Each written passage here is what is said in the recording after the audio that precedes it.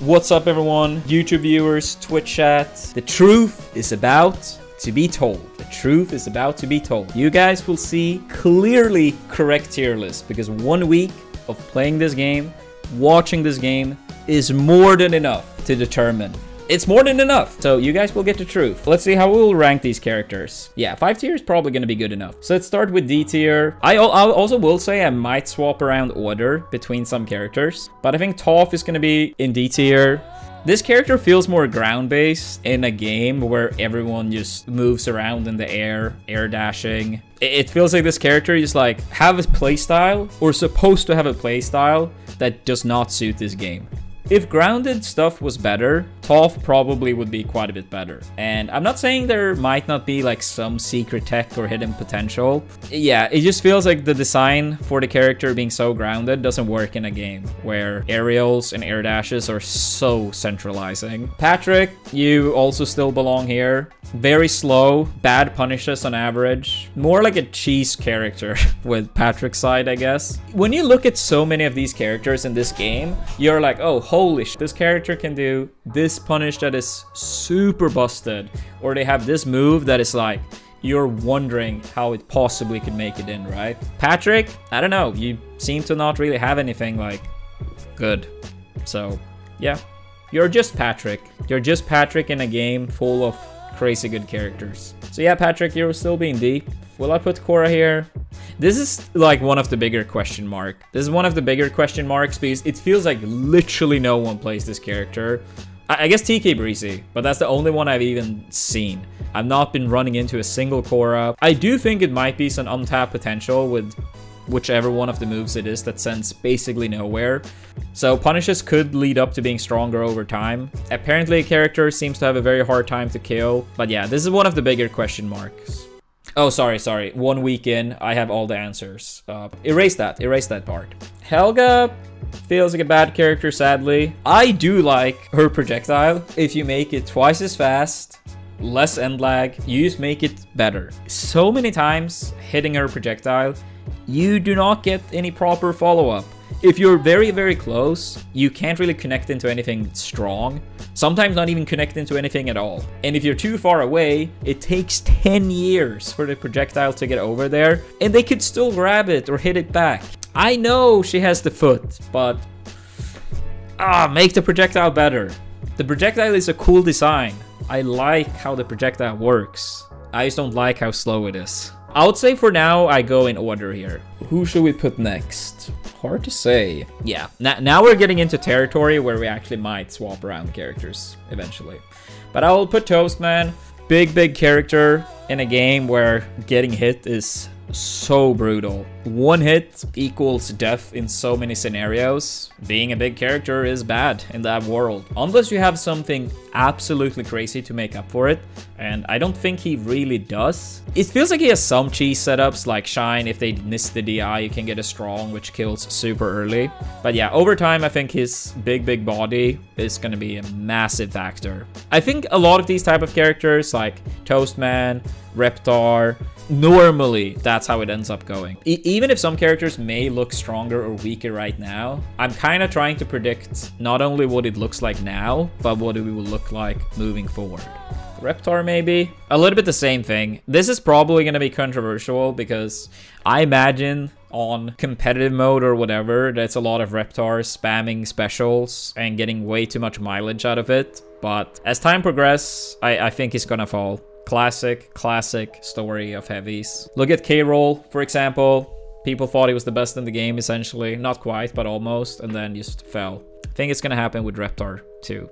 Might put Ren and Stimp, yeah. Also like one of the bigger question marks. I'll say Korra. Yeah, those two characters, biggest question marks so far. He does have a lot of good like range, Ren and Stimpy. Does have some solid punishes, but also like fairly big body, kind of exploitable recovery from what I've seen. Also probably a character that will not end up being too amazing if I were to guess. You're actually starting to get to like a territory where like characters feels quite good. I guess Sandy maybe. The infinite is gone, thank God. Strong mid fast fall is very obnoxious. Honestly, after, like at this point, I don't think any character left here is bad. It's just a matter of how good they are. Yeah, Sandy did get a bit nerfed, but yeah, strong mid, fast fall, incredibly annoying to deal with. Seems to have a decent time killing. I do think the recovery will be more and more exploited as time moves on as well. Doesn't feel like a bad character, just that the remaining characters have even better stuff. Dude, this is so hard. All these characters are so good. I'll say Nigel. I'll say Nigel. He is also very big, but he feels much like he feels more mobile than some of the other big characters. Also like lives very long, but he do suffer from getting comboed extra easily, bad recovery. Fairly good punishes for sure. Lives pretty long, so if you can avoid the cheesy sear to deaths. His restless is not as threatening. Like, due to the fact that so many characters can kill you from a stray hit, it's not as threatening. Not even close. It's still not a bad move, and occasionally it will be used. I just don't think it's like anything crazy. I could see Nigel getting like quite a lot of representation in the early meta though. Probably gonna fall a little bit as time moves, and I could see him end around here-ish. I do like this character a lot, but I probably would put Sim next. I do think he has some cool setups with his projectiles. I really like whatever the move is called when he plays out the, if you even call it projectile or zoning tool, flashing sparks. It's a very cool move, and I could see it being very annoying to like get out of the corner or from the ledge against him. It makes me a little bit sad because I think he's pretty cool and unique to play. I personally think every other character is probably higher for now. CatDog does have some insane upper stuff sometimes, but it did not feel nearly as consistent once people started to like DI, if they had like very fast downers, Oblina. You also like shift your hurt box apparently comes out a lot earlier than your actual hitbox on many moves. And that's gonna be rough the better people get. But if people don't know about it, then in many scenarios they might eat an up air when they don't have to. Probably wrap up B tier with Lincoln.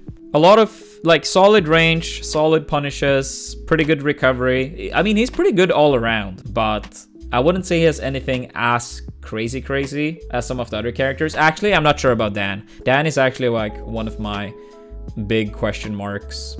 Yeah, this character, take this character's placement the least into account. I probably will put him here, like in B tier somewhere as well. Like, he does have a lot of like fast moves, seems to have pretty solid punishes. Early results, if you want to look into that as well. I know how much people like that. With Dark performing really well, beating Thunders, maybe counts for something. Danny might actually be the biggest question mark of them all. Danny, Ren and Stimpy, they are two big question marks. I think Korra is a pretty big one too. Because some characters are just not nearly as popular and you don't get to play against good players. Some of the other characters I'm uncertain about, they still feel like, even if I get surprised, they will be like quite bad. SpongeBob, probably the lowest, an A tier. I think SpongeBob is a little bit of like a worse version of like Oblina and Aang. A little bit similar game plan in some senses, similar punishes. His up strong is very strong though, and he actually can kill very early with it. Worse recovery than the other two, worse disadvantage than the other two. So I mean, if you really like SpongeBob, it could be a good idea to look into Oblina or Aang.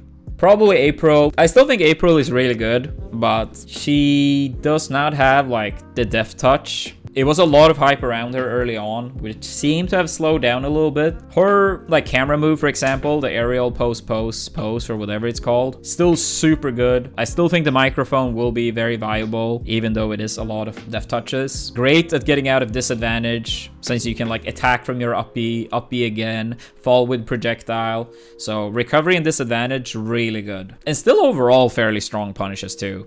The top 5 are all so good. Also, we have so many characters in B tier. Actually, I'm sorry. I'll put you down.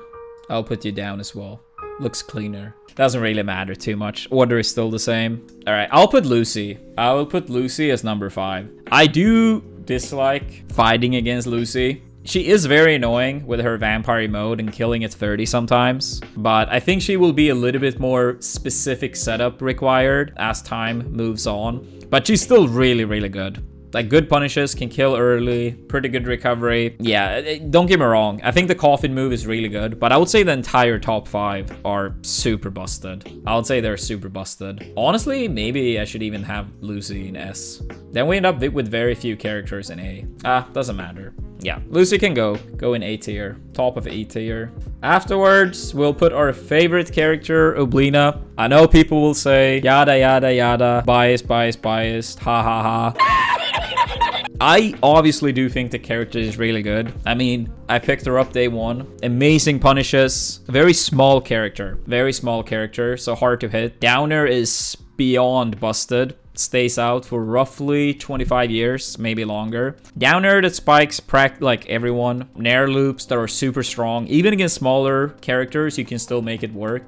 Pretty long time. I do think, however, her throwing projectiles, like the trash, will get worse as time goes on, since people are just not used to like how to deal with projectiles in this game. I think people will get better at dealing with the acid.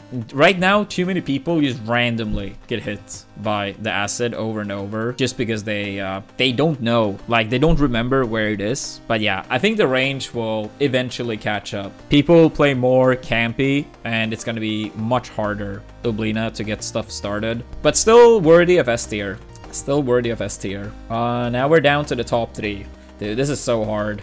No, Michelangelo has these stupid punishes with his falling nair. You can like up throw people, for example, double nair regrab, up throw, double nair regrab. He has some very silly stuff that a lot of people overlooked based on 5 hours of gameplay. But yeah, I guess he's a little bit bigger question mark than the other 2. So I will put him as 3rd, but possibly he could go all the way. Similar to Leo in the sense that he's like really good range, but he seems to have more reliable punishes than Leo. The top 3 honestly could go in any order.